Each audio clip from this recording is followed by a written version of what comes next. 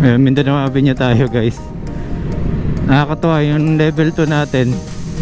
Sabay na sabay dito sa takbo nitong motor na to. Tinututukan ko eh. Ayaw niya na. Kanina sabay na sabay kami. Ayun, lambot ng ating spring. Nilagyan natin ng WD-40 yung sa center stand. Ayun, di naglaro-laro din tuloy.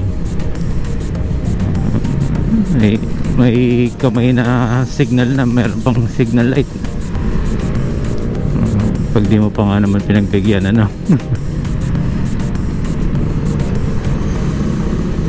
alog-alog.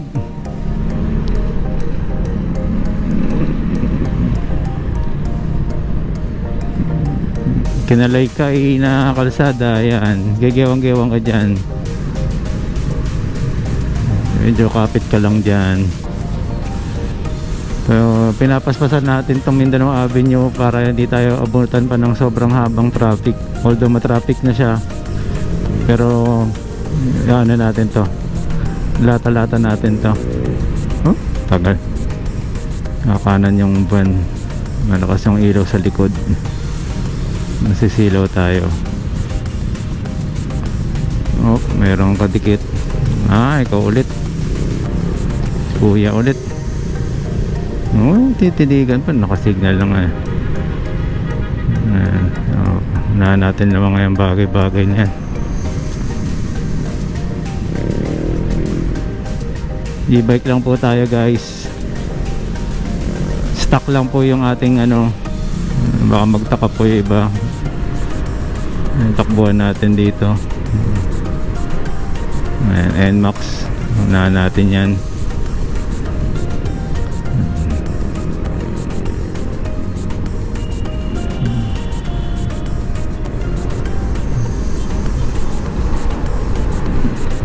Go. Unahan natin lahat ng kaya nating unahan. Okay, dito tayo. Nakita natin mayroong kumakanan dun. Ayan, walang signal.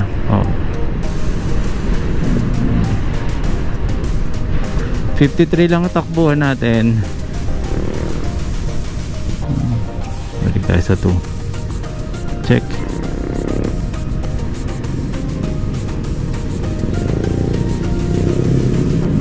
Pagka may malalaking truck po, titingnan niyo po yung unahan kung merong ilaw.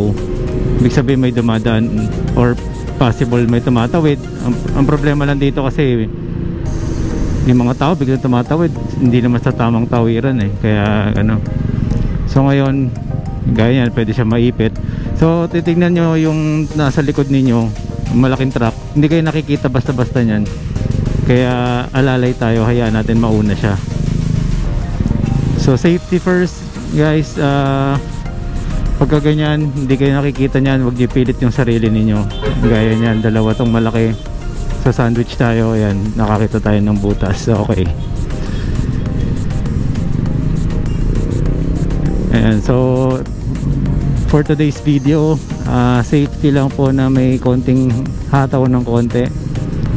Ayan, magbababa po yung bus na yan dyan dahil dyan po yung babaan. Kaya po dito tayo, tingnan niyo po sila, nandun sila, di ba? So dapat po alam niyo po yung mga ayan, nakasignal siya, di ba? Ayan natin, baka gumilid pa lalo yan Naiirita lang talaga ako sa delay nitong WSP na to. Ayaw kagad umarangkada So yun ang pinaka natin. Ayan, bawal mag signal dito kasi lalo kung di pagbibigyan.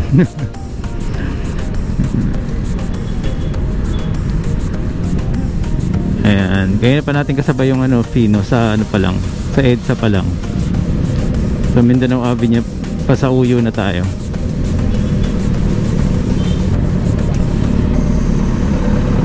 Shoutout ulit natin si J. Monserrate. Ayan, naalala ko si Mr. Uten. Ayan, maraming salamat. Siyempre kay Aero ng ating admin ng WSP, kay Dan Magno kung kailangan nyo ng mga lithium batteries. Ayan, kay Eric Gabon, ang artistahin natin kasama sa GC. Ayan, artista pala talaga. Ayan. At sino pa ba? Parang gusto ko doon dumaan pero dito na lang. O ayan, yung kahabaan na yun, nakuha natin ng ilang minuto. 9 kilometers po yun, galing po sa EDSA. Ang EDSA, sabihin na natin GMA Kamuning, hanggang dito po sa Sauyo. Almost 10 yan, almost 10. Ayan.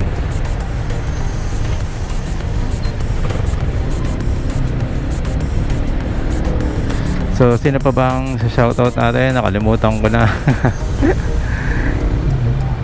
Silipin natin. Ayaw. Tingnan natin yung mga nagpapa-shoutout.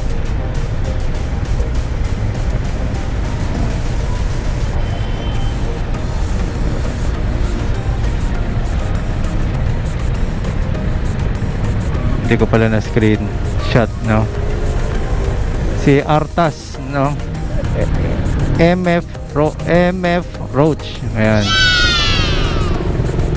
Ayan, shoutout sa iyo Artas, salamat. Dati daw 400 pa lang daw yung subscribers ko noon nanonood siya. Salamat sa pagbabalik panonood sa akin. Nasa 2,000 na tayo, no? So 1.5 yung difference. So mga 3.5 saka mo ko ulit panonoodin. De, joke lang. So yun, maraming salamat guys na shoutout ko. Sino ba? Nakalimutan ko na iba. So syempre Suzuki Big Bikes, Suzuki GSX Owners Group, H-Bomb, Reese, Animal Bite Center pala, tama. Sino pa ba? Sila Kram, and Boss Jeffrey, ayan. Kay Boss Gomer, nakalimutan ko yung ano mo, Boss Gomer, yung ano mo, page mo or yung vlog mo. Kay Boss Pau on Travel, travel vlogs, diba? So kung gusto niyo mag ano, iba-ibang mapuntahan, ayun, dalawin niyo yung channel ni Boss Pau. Syempre ang ating ano, insurance na one-stop shop, Provide Innovative Solutions Marketing Inc. Ayan. So shout out sa ating ahente doon, naka-close ng 7.3 million. Yun, di ba? Galing, di ba? Oh, ayaw pa. Yung iba ayaw pansinin yung invitation. Eh yun, naka-close yung mga tao natin at masaya kami sa resulta. So yun, maraming salamat po. Dito na lang po at makikisingit-singit muna tayo. May kasamang bata. Ayun, so yun lang po muna guys. Thank you. Yun, EDSA na tayo. Sakto, meron ditong MMDA double mic. Kapit tayo. Wala, hindi tayo pinapansin. Ayun. Good morning, no? Friday. Thank God it's Friday. So ito po yung ating topic ngayon, ay yung mga nagko-comment po sa atin na akala po nila pangmalapitan lang po yung e-bike. Okay lang naman po, meron po kasing ganun, short range po talaga. Ito pong mga 30 amperes po kasi medyo long range na rin siya. Kung mapapansin nyo, kaya niya po mag 60 to 70 in a safe po yun, no? Safest range na masasabi natin, kasi ayaw din naman natin ng sobrang drain yung battery. Masisira po yung battery kapag masyadong pwersado, no, sa pagcha-charge. Ngayon yung mga bago pong nakabili ng e-bike ng WSP, huwag nyo na po pabutin ng ano, ng mababa pa sa 72. Ako reason ko lang po doon, sa simpleng paliwanag po, no, 72 po, pagka chinarge nyo po yan 5 to 6 hours or 8 hours maximum. Pagka mas mababa po doon, di ba po mas matagal? So ibig sabihin, mas matagal na naluluto yung ano. Di ba pagka kayo po nagpakulo ng tubig, pag matagal po nag-e-evap. Ang ganda, oh. Oh, di ba? Astig, ano? Ayun, nauubos po yung tubig sa loob. So nag-e-evap. So maintenance free, yes, kasi hindi mo kailangan sali ng tubig. Pero katagalan po yan, pababa ng pababa yung level. Pero normal naman po yun. Lahat naman po ng battery talaga bumababa, no? So yun ang ating ano, principle ba. Ayun, malayo pa lang dapat tingin natin. Ayun, so dito na tayo kasi nag-go naman. So yung mga ayaw maniwala, wala pong ano, problema doon.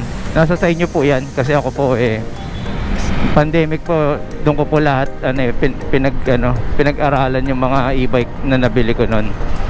So yun lang po yung pwede kong i-share sa inyo kung ano yung experience ko. Hindi po to by study na talagang dinidiscuss sa mga kasi hindi naman yun yung kurso ko.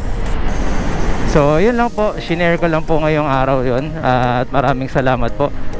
Ayun, hindi ko na shoutout ko yung The Wasp Club, pero yung mga behind the scene nun, sila RB, sila Chris,